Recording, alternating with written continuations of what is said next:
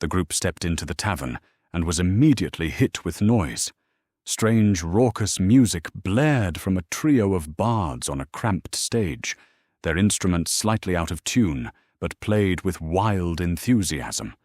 The place was a dive. Sticky floors, low ceilings, and a haze of smoke that clung to everything. It was only half full, but the clientele made up for it in loudness. Mostly hellions and orcs, rough-looking and rowdy. They approached the bar, where a slick hellion with polished horns and a coy smile introduced himself as Skinner. He asked if they were new in Helton. The group said they were, and they were looking for a room for the night. Skinner offered a shared room, and a round of whatever passed for alcohol there. Arekk took one look at the tavern, turned on his heel, and walked straight back out. He announced he was going on a walk to find somewhere better. Inside, a table of orcs were arm-wrestling and yelling loudly. Doug marched over. The orcs immediately began goading him, calling dwarves weak. Doug challenged the biggest of them, a mountain of muscle named Goz, to an arm wrestle. The loser buys a round. Goz accepted. The two locked hands. The table creaked against the strength of their arms. Both went red in the face as they strained against the other, each losing and gaining the advantage. Goz brought Doug low, nearly pinning him, before Doug surged with a roar and slammed the orc's arm down so hard Goz toppled out of his chair. For a heartbeat, the tavern went silent. Goz rose slowly, stared Doug dead in the face, then burst into laughter. He clapped Doug on the back, hard enough to knock anyone else over, and called for drinks. Soon the group were drinking with the orcs, who explained they were mercenaries. Helton was one of the few places they could drink in peace, or at least without being the most hated people in the room. The university always needed monster parts and rare ingredients, and the mercs spent most of their earnings right here. The group asked them about the whole Spelton-Helton thing, with Goz saying, "The town is split roughly down the middle. You got the affluent arcane types on one side, and the humble outcasts on the other." The Helton name began as an insult, but now they've claimed it for their own. "Speak of the devil," Goz said, as the door burst open and a group of drunk, obnoxious university students stumbled in. Their leader, an elf named Stefan, loudly bragged about being out celebrating being named top of his class before wrinkling his nose and announcing that they'd wandered into a den of monsters. His friends laughed. They grabbed an empty table, snickering to themselves.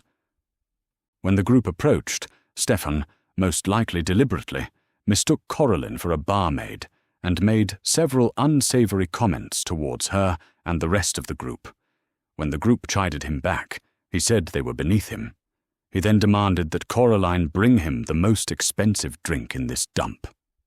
Coraline told him to get it himself and threw her drink in his face. The students howled with laughter. Stefan, embarrassed, shot to his feet, shouting about how important he and his father are, and grabbing Coraline's wrist. A firebolt streaked across the room.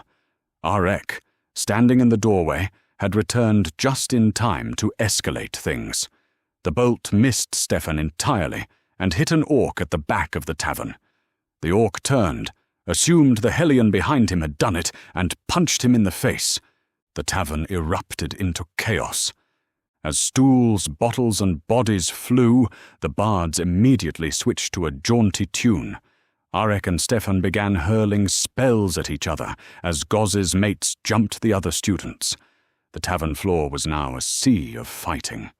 Doug, delighted, leapt into the fray and, after knocking down several patrons, ended up going toe-to-toe with Goz again, both laughing as they traded blows. The roiling crowd forced Arekk and Stefan together, too close to cast spells, so they started weakly slapping each other. Coraline and Xandros leaned against the bar, Skinner nonchalantly sweeping up behind them as if this were a nightly occurrence. Coraline glanced down to the empty space beside her. Reef was gone. She spotted the tiny flumph floating bravely into the melee. Of course, she sighed, and pushed her way in. Zandros continued to lean against the bar, catching a flying bottle and taking a casual swig. Coraline shoved through the crowd, popping Stefan in the face as he grabbed for her, then dodged aside as Doug suplexed Goz through a table. She found Reef in the center of the chaos, ineffectually punching the back of a huge orc. Before she could grab them, the crowd surged, and Coraline was knocked to the ground. She curled around Reef, shielding them as boots struck and trod on her. As she held tight, she felt Reef's arms wrap around her. As the two hugged each other tight, Coraline began to feel Reef's emotions bleeding into her. Fear, sharp and overwhelming. Coraline's instinct to protect flared, and wild magic surged through her. In an instant, she transformed into a massive mother bear. She rose to her full height and roared. The tavern froze. Even the bards stopped playing mid-note. The students, bruised and terrified, seized the opportunity to flee. Stefan, robes singed and nose broken and bloody, shouted there'd be hell to pay for this as he stumbled out after them. As the fight died down, Doug helped Goz to his feet, and the two immediately began laughing and complimenting each other's moves. Coraline shifted back to her normal form once she knew Reef was safe. Skinner thanked her for ending the brawl, but suggested they get to bed before they started another. Then he turned on the rest of the patrons, shouting that they'd better start cleaning or they'd all be barred.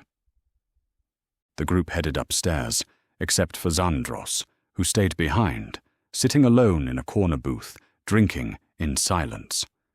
Hours later, he staggered up the stairs, failed to find the room, and slid down the wall in the corridor, passing out. His sleep was anything but peaceful. Zandros found himself in a misty forest. Gone were his cloak and mask, replaced with a simple tunic. Zandros stared at his hands, then looked in a puddle and saw his face, young and full of life. Then the screams began. They came from his village. Zandros ran, the slow, unending run of a dream as misted trees whirled past him. He broke through the tree line and saw his village shrouded in fog, corpses strewn across the ground, ravens in multitude perched on branches and rooftops, waiting, watching. In the center of the village, a tall, spectral figure stood in the mist, a drifting, tattered black cloak, blood-stained sickles at its sides, burning with sickly green fire. It turned, its open hood a hungry void. Zandros sprinted toward his home. The Reaper moved with unnatural speed. Zandros felt the grave at his back as he slammed the door shut behind him, bolting it. Smash! A sickle blade pierced the wood. Smash! He stepped back and felt something wet beneath his foot. He looked down, a pool of blood. His mother lay in the center of it. Smash! He turned. His father's body, eviscerated. Smash! Smash! He stumbled back, tripping over a third corpse, a young man in a simple tunic. Something about the posture, the hair, the shape of the shoulders tugged at him with a sickening familiarity. He reached to turn the body over. The corpse lurched, grabbed him, and twisted. Its face rotted into a grotesque mask of decay. It was his own. It screamed his name. Zandros jolted awake to Doug shaking and calling to him. It was morning. After Zandros gathered himself, the group headed downstairs to plan their next move. Arekk explained that the map pointed directly south. Skinner, serving breakfast, warned them that south of Helton lay an accursed swamp, the fastest route for shore, but by far the most dangerous. The long way around was the better option. Zandros, thinking of his dream, knew that the ruins of his village lay along the alternate route. Zandros insisted they go through the swamp. Root decided, they thanked Skinner and prepared to leave. He warned them to be careful. Tensions between the university and the hellion sides of town were rising. The plan was to sell the cart and horses at the stables, since they couldn't take them into the swamp, then visit the blacksmith. Zandros said he wanted to see if there were any jobs at the university before they left, asking if Coraline would collect his sickles. She agreed, and the group split up. Zandros crossed into the affluent side of town, beautiful white and blue buildings, manicured gardens, and at its heart, the sprawling towers and dome-roofed halls of the university. On a bulletin board, he found a note from Professor Barnabas Clearwater, seeking adventurers. He tracked down the professor's classroom. Barnabas looked exactly as Zandros imagined, bright-eyed, eccentric, and delighted to see someone heading into the swamp. When Zandros mentioned the bulletin, Barnabas blinked in confusion. He had no memory of posting it. Then he remembered he was working on memory magic, and that forgetting things was part of the process. He explained he needed night orchids, essential for his research, and that they were said to grow in the swamp within places touched by sorrow. Zandros, a little disappointed in his assigned mission, accepted anyway. Barnabas handed him a copper tube and instructed him to place the flowers inside and twist to send them to him. Payment could be gold or a few powerful potions he could brew from the orchids. Zandros chose the potions. Meanwhile, at the stables, the stablemaster inspected the horses. When he heard they were heading into the swamp, he wondered aloud why anyone would want to go there. After a pause, he suggested they leave the horses with him. For safekeeping, for a small price, he'd look after them, and they could return for them at any time. The price was just reasonable enough to sound sensible. The group agreed, and the stablemaster pocketed the coin with a satisfied smile. At Sweep and Slice, they collected their items. Reef briefly struggled to float due to the weight of his newly reinforced hat, but got the hang of it. Throughout the exchange, Dirk kept looking at Doug.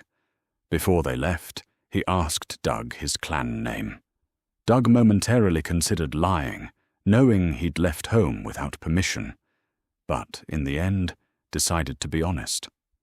Dirk lit up, saying he knew it, revealing that they were cousins, and that he knew he recognized him. The two exchanged a rapid flurry of Dwarven, talking of home and on why each had left. Dirk spoke proudly of wanting to learn the smithing techniques of other folk. Doug spoke of looking for his missing brother. Dirk said he hadn't seen him, but would keep an eye out, and wished Doug good luck in finding him. After bidding Dirk farewell, the group reconvened with Zandros. Coraline handed him his newly silvered sickles.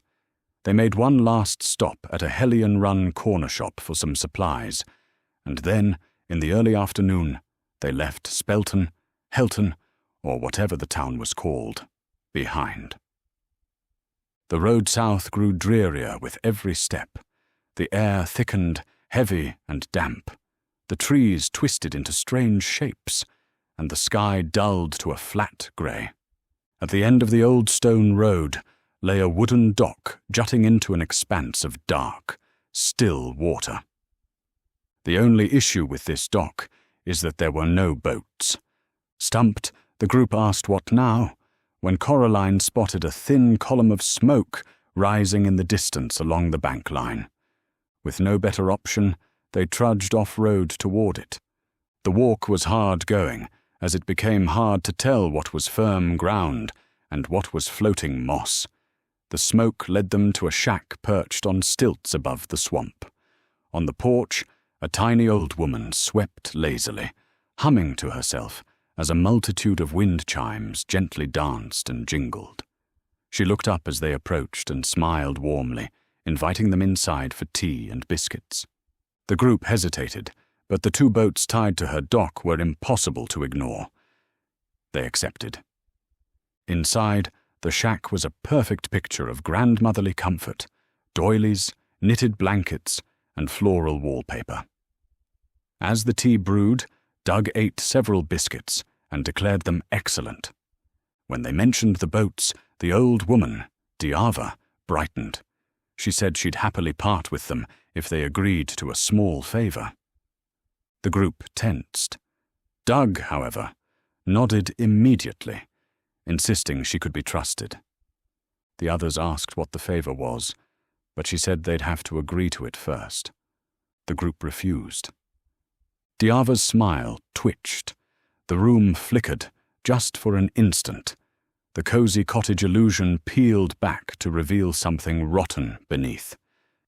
The group rose to leave. The door slammed shut behind them, bolting itself. Diava's form flickered. Her skin sagged, then stretched. Her form grew.